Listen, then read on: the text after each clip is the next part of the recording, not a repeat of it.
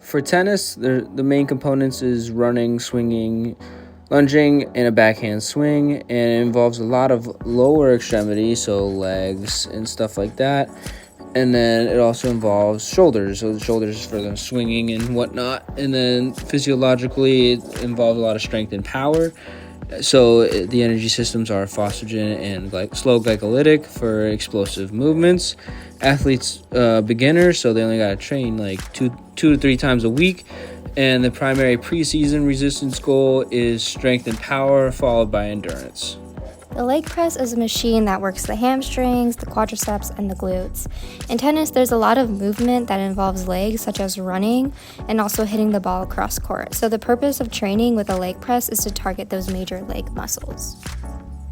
When working in the machine, you want to make sure that your knees are at a 90-degree angle, and how you make this adjustment is you grab the yellow clip, and that will allow you to move the machine up and down as far as you need in order to get to the 90-degree angle.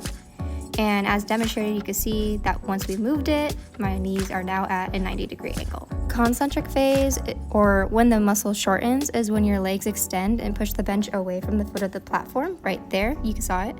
And then the eccentric phase, or when the muscle lengthens while activated, is when the knees and hips bend, bringing back the bench to starting position. So right there. The torso rotation machine works on the external and internal obliques. In tennis, the core stability and strength is really important, as you need the agility and to be able to throw powerful swings, and as well as run across court. The torso rotation machines provides training on all of the major rotator muscles in the core, which is why we have included this into the workout routine. The concentric phase is when the athlete twists the opposite direction from the starting position. So right there is the concentric phase. And then the eccentric phase is when the athlete turns back to the starting position. So there's the concentric phase, and then there's the eccentric phase. To adjust this machine, you want to grab the clip from under the leg rest and swivel it around to find the position that you want to start at. So this would be good if you want to have a larger range of motion or a smaller range of motion. And then the clip also helps you turn it around so you could do the other side as well. Leg extension, the purpose is to strengthen the quadriceps for explosive movements like lunges and sprints on the tennis court, and they aid in injury prevention. Target muscle group is quadriceps. Here you can use the yellow button / handle thing next to my hand to adjust the seat angle to a comfortable position. Here's also another adjustment tool, pressing in the button and then adjusting the angle of the cushion to a comfortable position for the start position. So you start with your knees bent and then slowly raise your legs up, extending your knees. The concentric portion is your feet actually going up, and then the eccentric portion is your feet going down. And here is me at a different angle, raising the feet concentric, lowering eccentric. For the leg curl, its purpose is to strengthen the hamstrings, improving in speed and agility and injury prevention. The target muscle group is the hamstrings. With the leg curl, there are two adjustment tools. The one on the left adjusts the cushion itself to a higher or lower position. The one on the right adjusts the cushion to a higher or lower start position.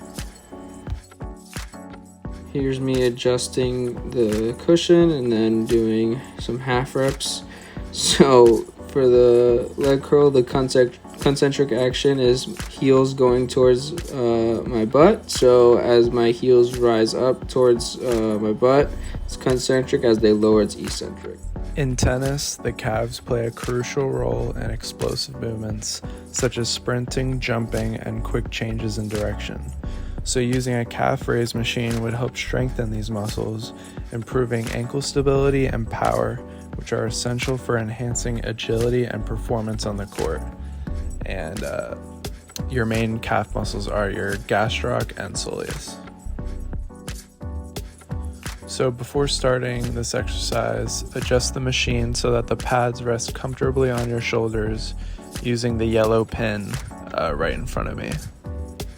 Set your feet on the platform with your heels hanging off the edge and keeping your feet hip-width apart with your toes pointing straight ahead. Rise onto the balls of your feet in a controlled motion, lifting as high as possible, squeezing your calf muscles at the top. Then slowly lower your heels back to the starting position, feeling a stretch in your calves without bouncing or letting the machine take over. Some reminders are just to keep the motion controlled, not rushing throughout the whole movement, avoiding shifting your weight unevenly, and just to focus on your calves and not trying to use other muscles. The up phase would be concentric, and lowering back down would be eccentric.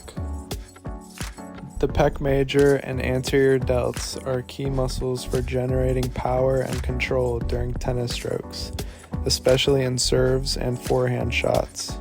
So a chest fly machine targets these muscles, improving the upper body strength and stability. To start, adjust the seat so that the handles are at chest level, and sit down with your back firmly against the pad with your feet flat on the floor. Grab the handles with a neutral or overhand grip, keeping your arms slightly bent on the sides to avoid overextension, and maintain a neutral spine or flat back.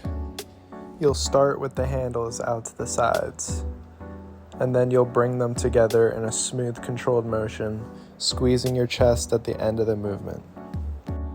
You'll then slowly return your arms back to the starting position, and you'll want to be resisting the weight rather than letting it pull your arms back.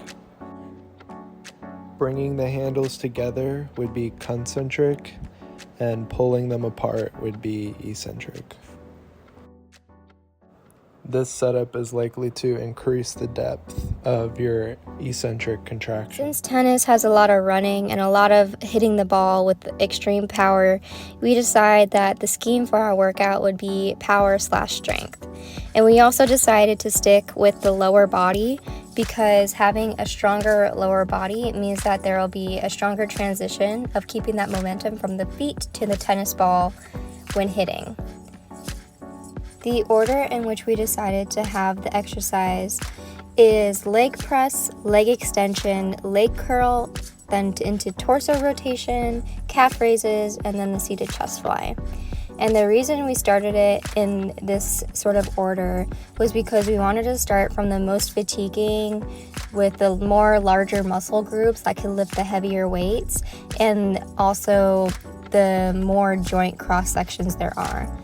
And then we went from that into the less fatiguing, smaller muscle groups and smaller joint cross sections, so like one joint.